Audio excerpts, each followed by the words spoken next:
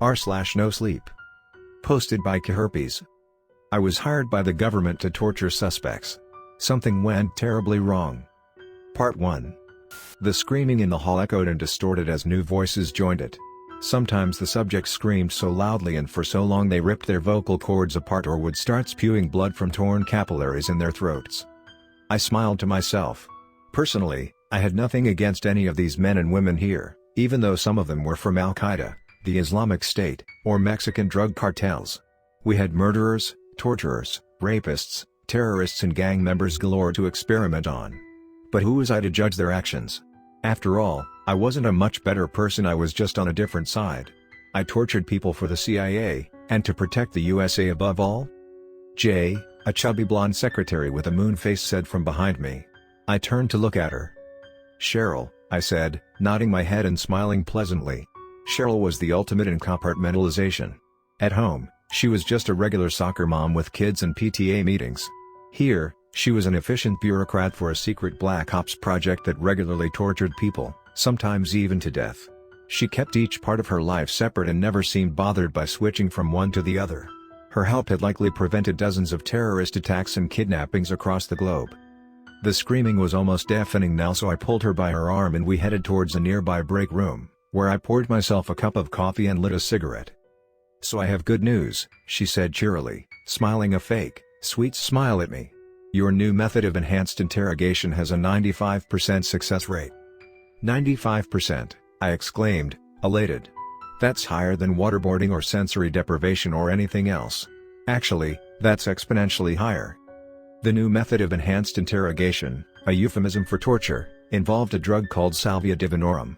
We would extract the main psychoactive chemical from it, which was called salvinorin A, and run an IV drip into the subjects.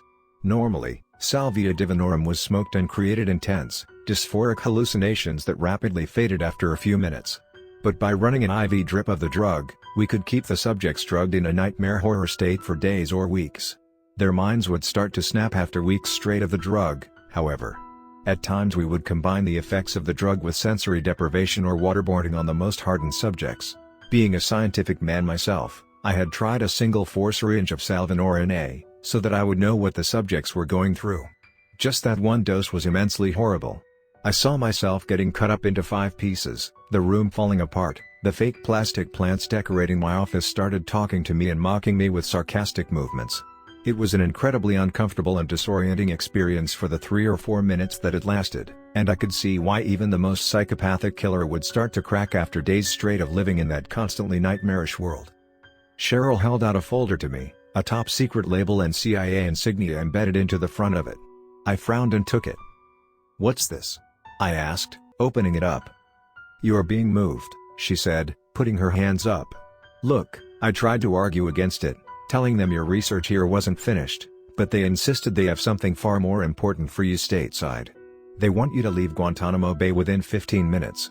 They have a helicopter waiting for you outside already."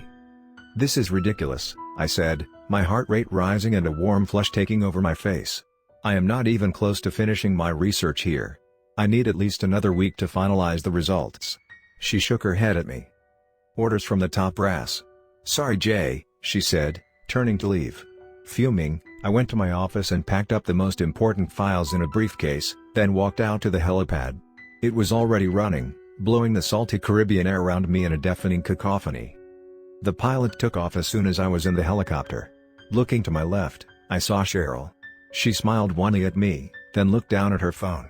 I sat back in the seat, feeling the vibrations of the craft resonate through my body as we headed towards Florida.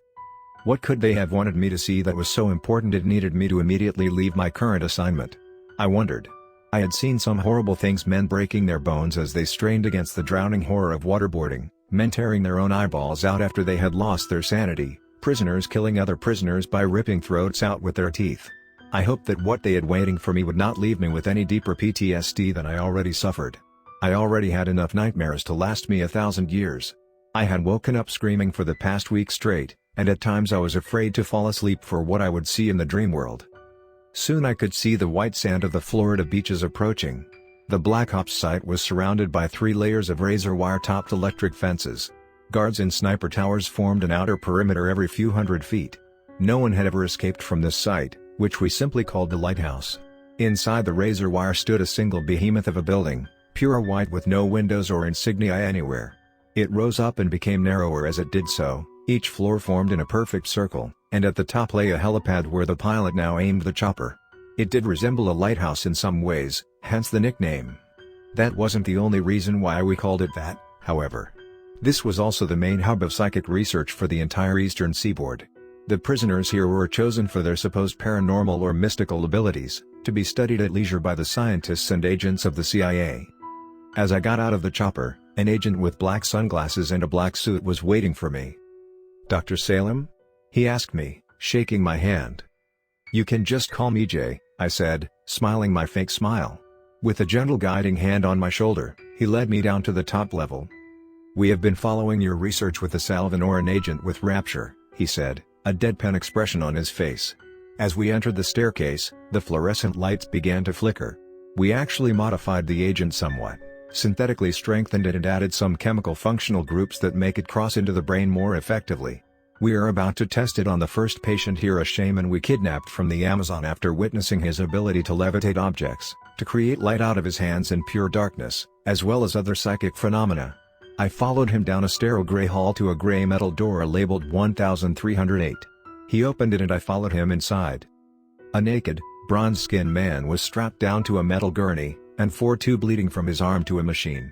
From the top of the fourth pole hung a solution labeled Salvinoran Ethoxy Alpha C. A doctor in a lab coat stood next to him, smiling as we walked in.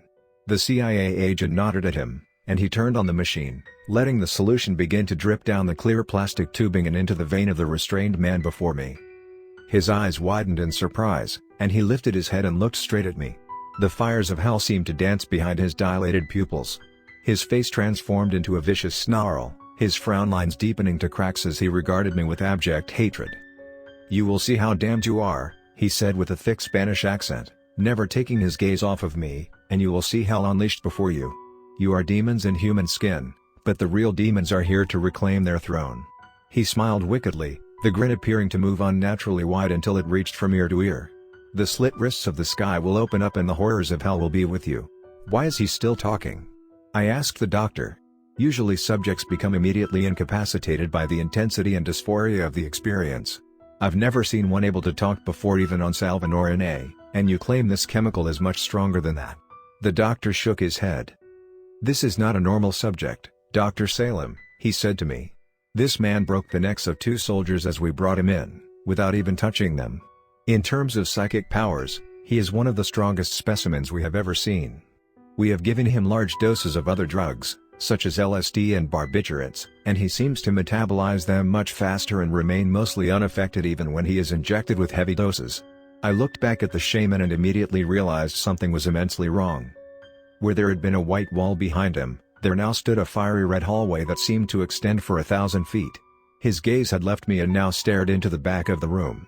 A massive metal door that looked hundreds of feet tall stood there. With a shriek of metal, it began to slide open slowly. "That door hasn't opened for 100,000 years, the shaman said, his voice rising with a mixture of euphoria and rage. "But I have opened it for you now." Smoke and fire poured forward from the door as dozens of blackened, grasping hands grasped it, trying to push it forward faster. The mammoth weight of it held them in for a few seconds longer, but as more and more hands joined and it started to fly open, then smashed into the wall with a deafening roar, like a gunshot going off. I turned to run then, but found the door behind me locked. I ran to it, trying to open the knob or turn the deadbolt, but it felt like I was fighting against a solid metal wall. Looking back behind me, I saw the first of the beings had reached the end of the hellish entryway and reached the CIA agent and the doctor. The beings that ran into our room had blackened, sizzling skin, smoke still billowing behind them. They had no clothes but only burned flesh. Their eyes glowed red, their hair all gone from the constant fires they lived in, and they began to rip the CIA agent and doctor apart with their bare hands. They tore off their skin, leaving blackened marks as they flayed them with sheer brute strength, licking the blood off their hands with sighs of pleasure. At that moment the door to the room burst open and a team of CIA agents in SWAT gear entered, assault rifles raised. I let them all run past me and then tore off down the hall. Behind me, I heard screams that echoed after me.